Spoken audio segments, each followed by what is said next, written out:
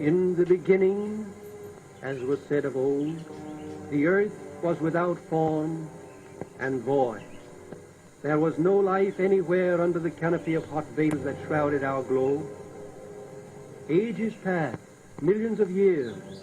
Then in due time, rivers and seas appeared on the face of the earth, and presently the waters teemed with living things. The story of the adventures of the mammalian egg, out of which have come all the higher animals, including mankind.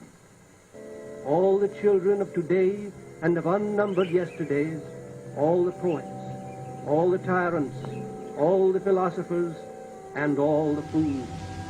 It is this mysterious prologue to life that we shall attempt to portray in this film.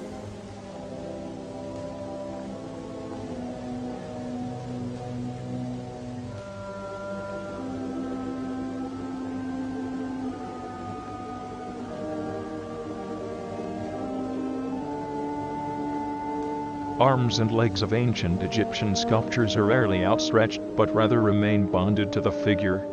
The sturdy sculptural style is directly linked to a desire to prolong and preserve life by creating an effigy to carry the person into the afterlife.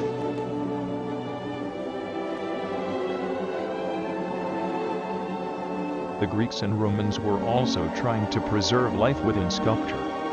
Ovid's mythological poem Pygmalion tells the story of a sculptor who was able to carve the likeness of a woman so lifelike he fell in love with her. Enchanted with his own creation, and in a moment of inspiration he named the figurine Galatea, meaning she who is white like milk. He draped over her the finest of cloths, and bedecked her with the most dazzling of ornaments, adorned her hair with the prettiest of flowers, gave to her the choicest of gifts, and kissed her as a sign of adoration.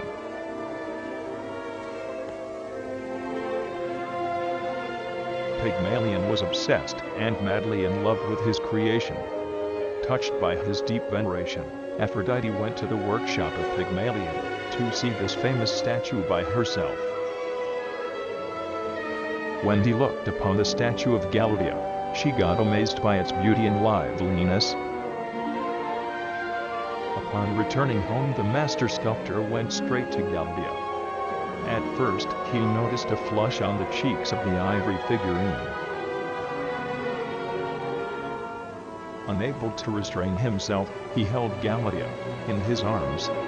What had been cold ivory turned soft and warm, and Pygmalion stood back in amazement as his beloved figurine came into life, smiling at him and speaking words of admiration for her creator.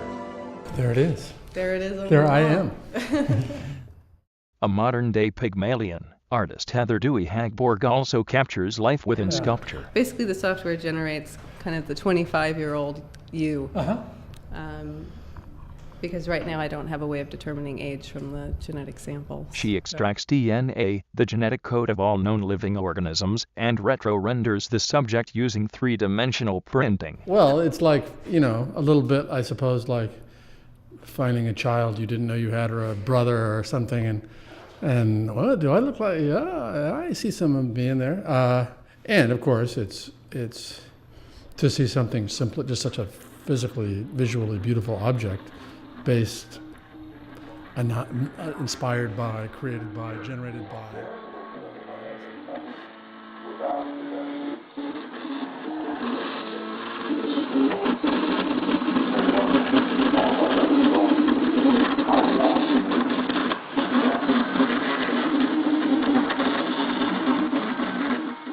Scientists have replaced 75% of a man's skull with a custom-fitted plastic implant created using the same three-dimensional printing technology.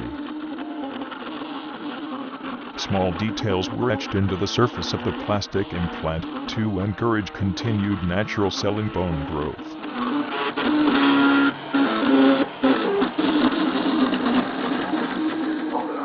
Dr. Harold Gillies is considered to be the father of modern plastic surgery.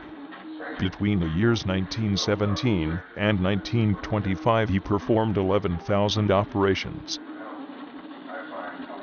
Gillies introduced the tube pedicle, which used the patient's own tissue to aid reconstructive surgery and reduce the chance of rejection. Many artists across Europe perceived the war as insanity, incarnate destroying humanity, and from these ideas Dada was born. Otto Dix and other artists perceived these men melded with machine parts as automatons, the only creature able to endure this new brand of modernity.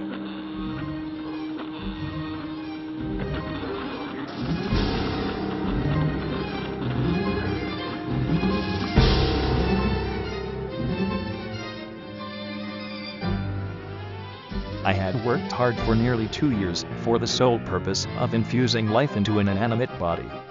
I had desired it with an ardor that far exceeded moderation, but now that I had finished, the beauty of the dream vanished, and breathless horror and disgust filled my heart. His yellow skin scarcely covered the work of muscles and arteries. Beneath, his hair was of a lustrous black and flowing, his teeth of a pearly whiteness, but these luxuriances only formed a more horrid contrast with his watery eyes that seemed almost of the same color as the dun white sockets in which they were set, his shriveled complexion, and straight black lips.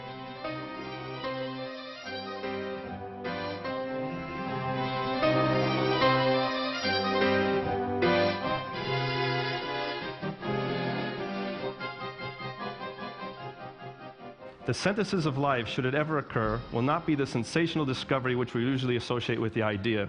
If we accept the theory of evolution, then the first dawn of synthesis of life must consist in the production of forms intermediate between the inorganic and the organic world, or between the non-living and living world.